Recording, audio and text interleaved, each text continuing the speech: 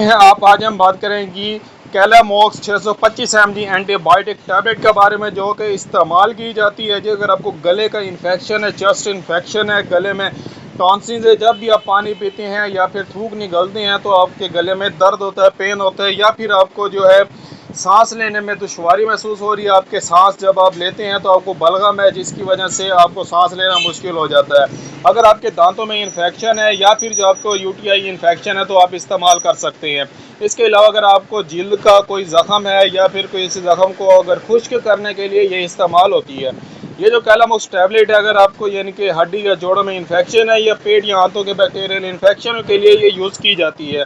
इसकी एक गोली की कीमत सिर्फ और सिर्फ 38 रुपये एक गोली की कीमत है, जो कि बहुत ही बेस्ट है, बोश कंपनी की है, जो कि आपको हर मेडिकल स्टोर से आसानी से मिल जाएगी। अगर हम बात करें इसके साइड इफ़ेक्ट के बारे में, इसके जो साइड इफ़ेक्ट है, इस मतली आना, वोमिटिंग यानी कि ढीला पखाना यानी कि डायरिया होना, या आपके पेट में दर्द हो सकता है, या एलर्जी हो सकती है, जिगर में दबाव हो सकते हैं, या फिर आपकी ज़बान या मुंह कड़वा हो सकता है, या ज़बान खुश्क हो सकती है।